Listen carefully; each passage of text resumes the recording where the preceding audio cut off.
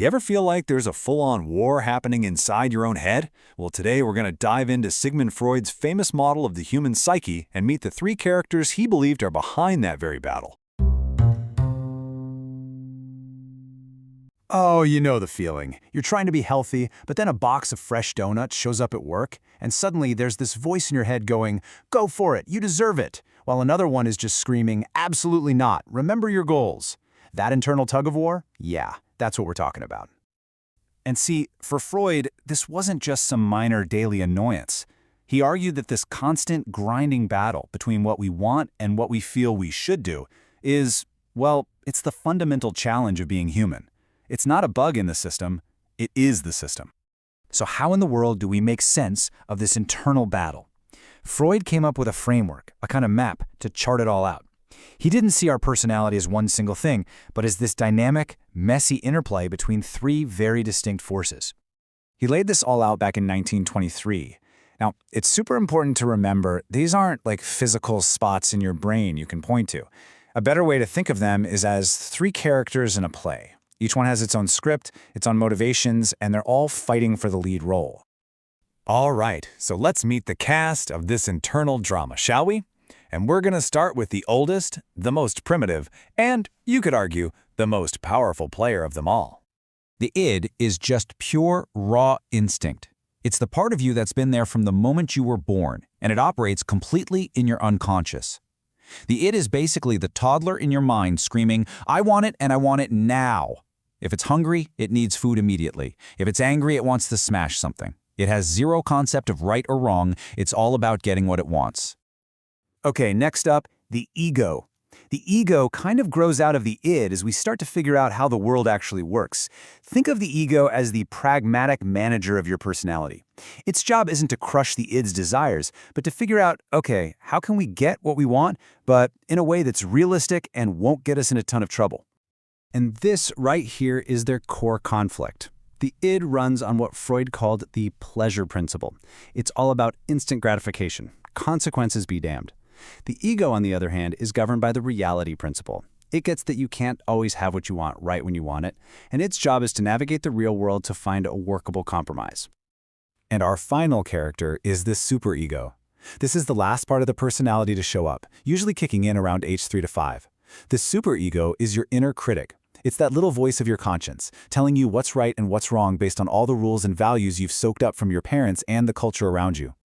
And the superego has two main tools in its toolbox. First, there's the conscience. That's the part that makes you feel guilty or ashamed when you do something wrong. Then there's the ideal self. This is that perfect, idealized version of yourself that it holds up. And when you live up to that standard, it rewards you with feelings of pride and accomplishment.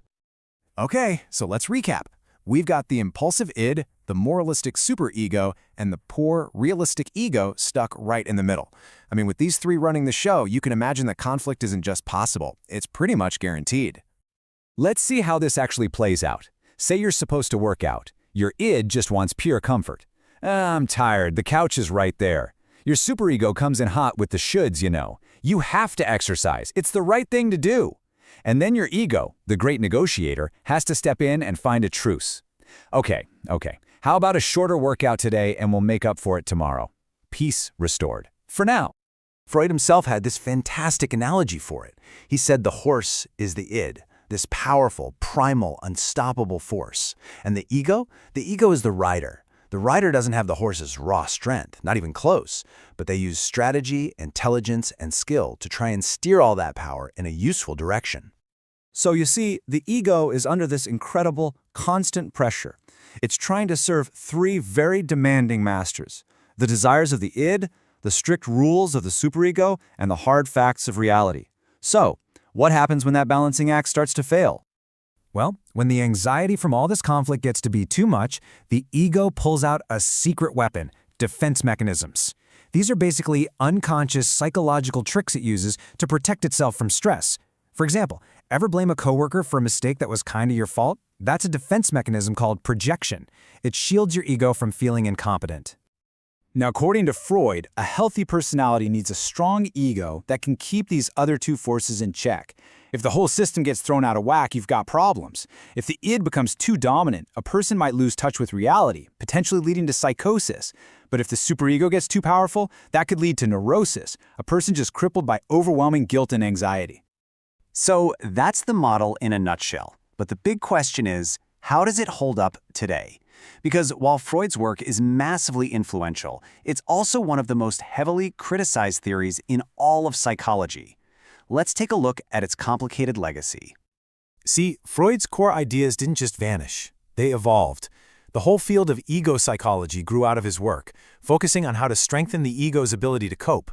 Transactional analysis basically repackaged his concepts into the parent, adult, and child, which lines up almost perfectly with the superego, ego, and id. And, believe it or not, even modern neuroscience finds echoes of this in what they call dual process models, this idea of a conflict between our fast, impulsive brain and our slow, deliberate one. But you can't ignore the critiques, and they are significant. From a scientific view, how do you measure an id? You can't. The concepts are so abstract they're basically untestable, which is a big problem.